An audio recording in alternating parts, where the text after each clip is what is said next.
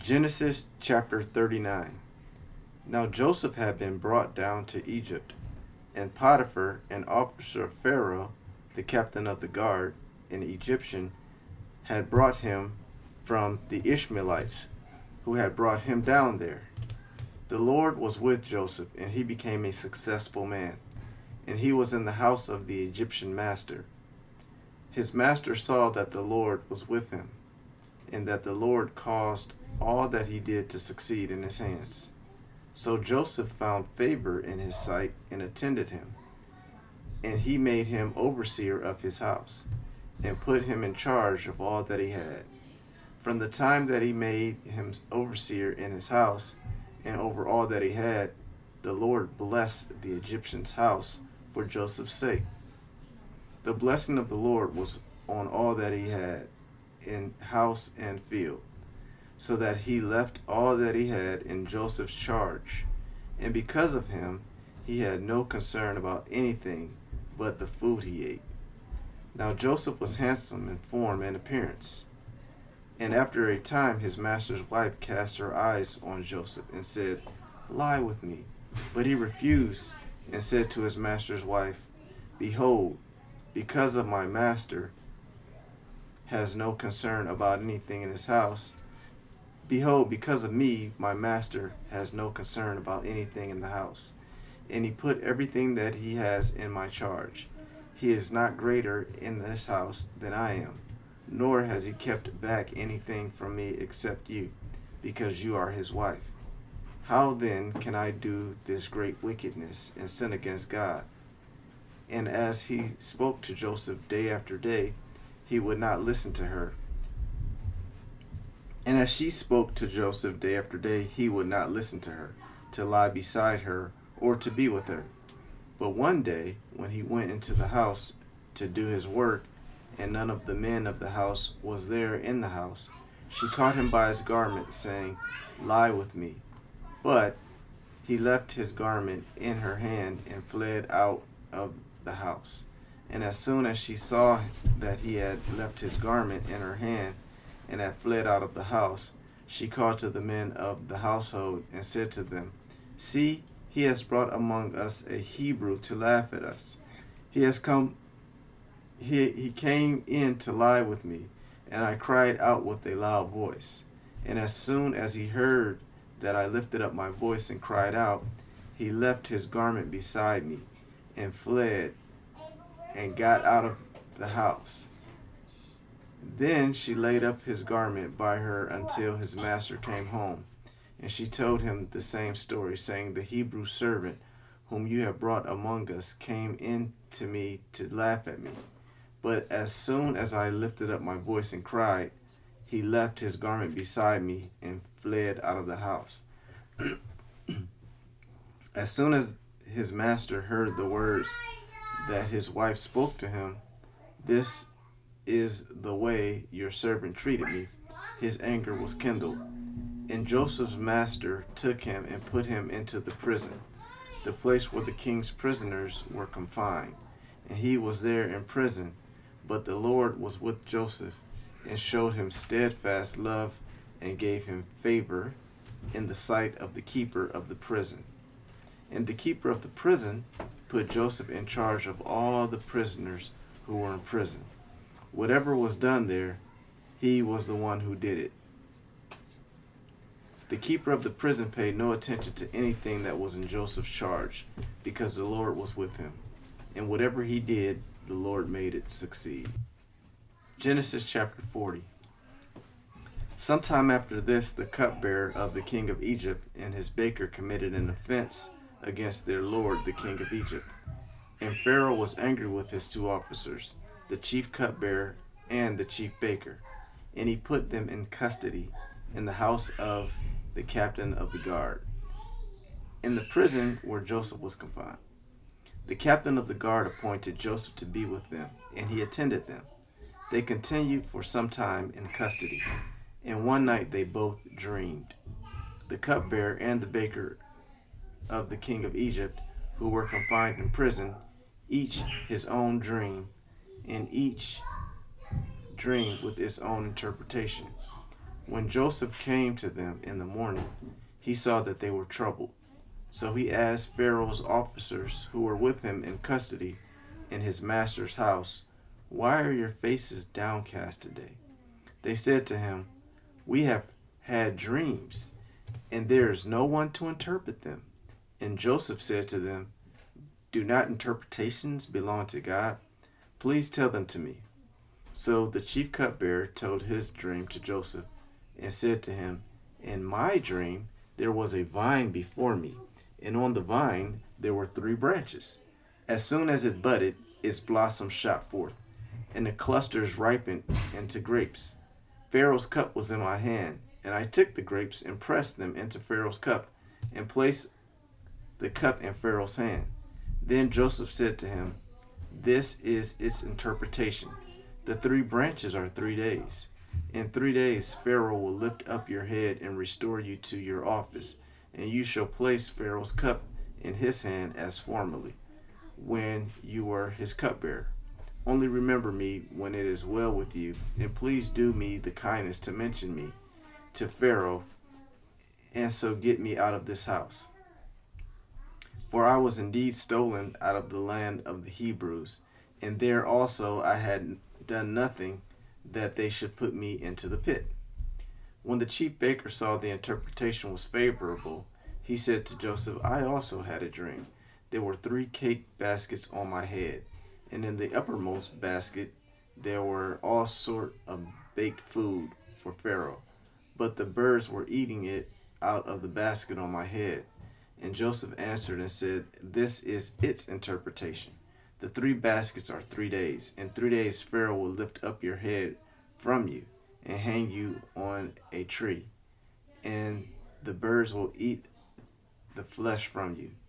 On the 3rd day, which was Pharaoh's birthday, he made a feast for all his servants and lifted up the head of the chief cupbearer and the head of the chief baker among his servants. He restored the chief cupbearer to his position and placed the cup in Pharaoh's hand. But he hanged the chief baker as Joseph had interpreted to them. Yet the chief cupbearer did not remember Joseph, but forgot him. Genesis chapter 41, verse 1 through 16. After 2 whole years, Pharaoh dreamed that he was standing by the Nile. And behold, there came up out of the Nile 7 cows, attractive and plump, and they fled in the reed grass. And behold, 7 other cows, ugly and thin, came up out of the Nile after them, and stood by the other cows on the bank of the Nile. And the ugly, thin cows ate up the 7 attractive, plump cows, and Pharaoh awoke.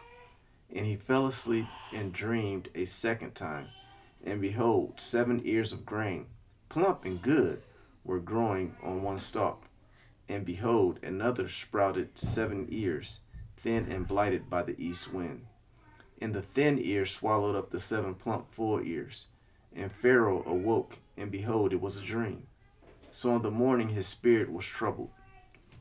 And he sent and called for all the magicians of Egypt, and all its wise men. Pharaoh told them his dreams, but there was none who could interpret them to Pharaoh.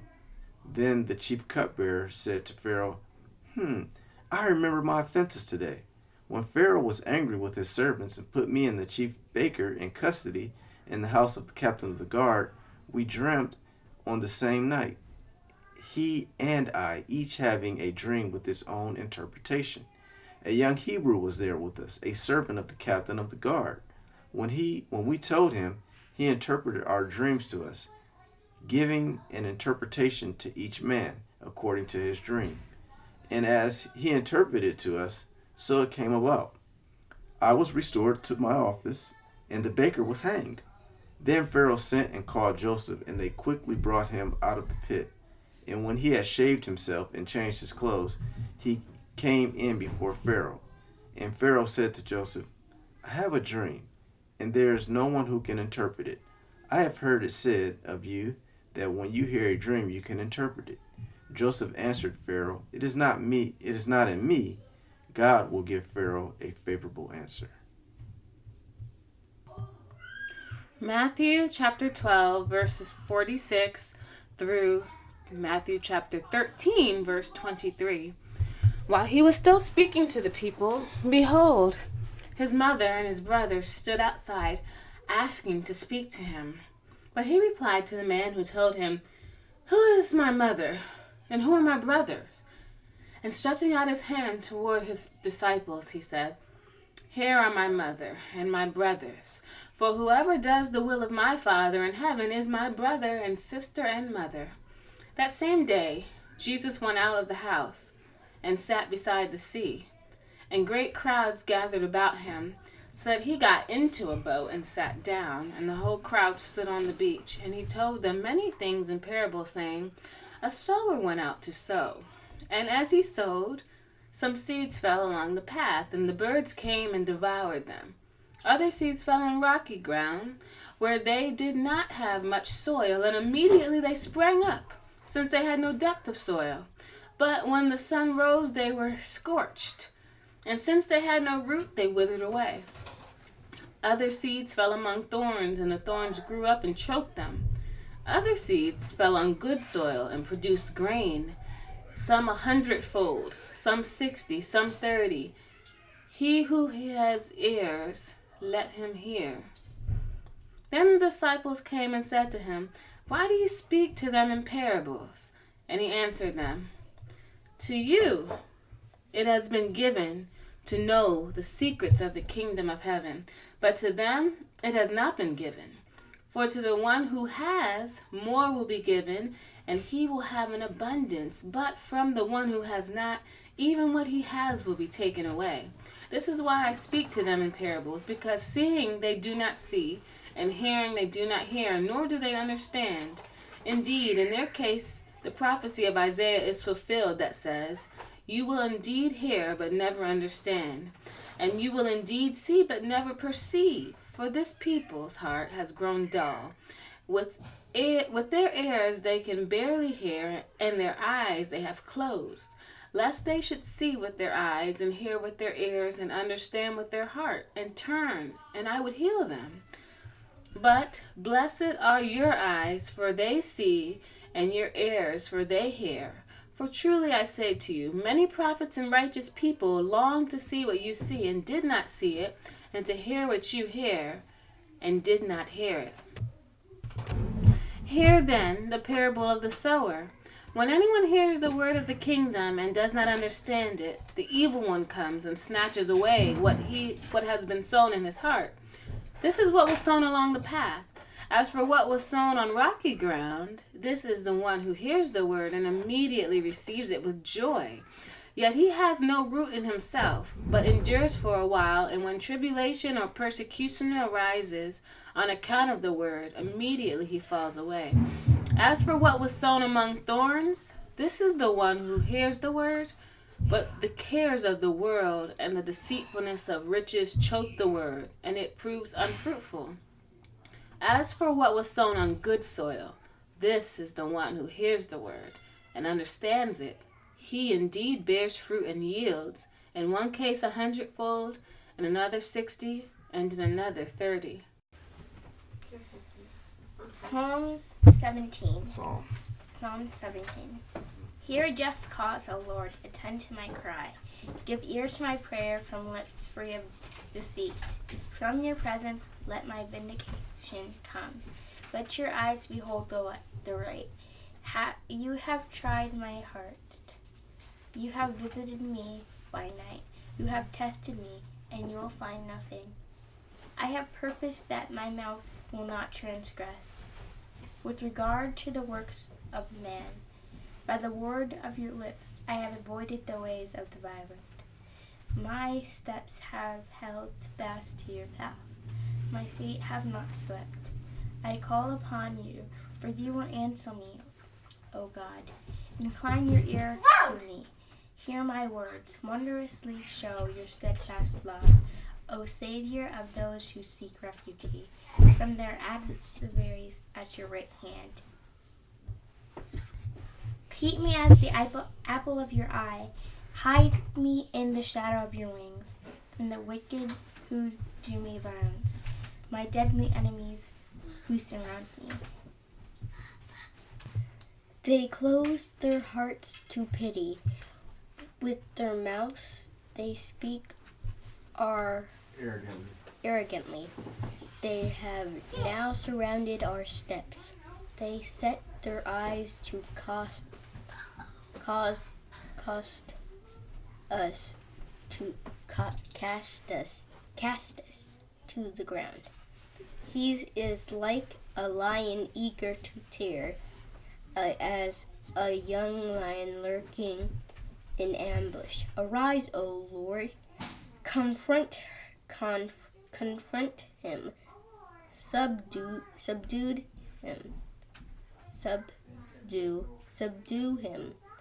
Deliver my soul from the wicked by your sword, from men by your hand, O Lord, from men of the world whose portion is in this life.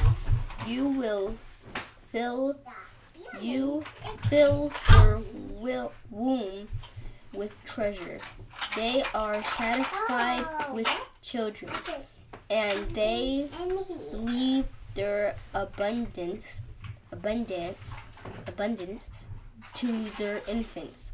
As for me, I shall behold your face in righteousness. When I awake, I shall be satisfied with your likeness. Proverbs chapter 3, verse 33 through 35. The Lord's curse is on the house of the wicked, but he blessed the dwelling of the righteous. Toward the scorners he is scornful, but to the humble he gives favor. The wise will inherit honor, but fools get disgrace.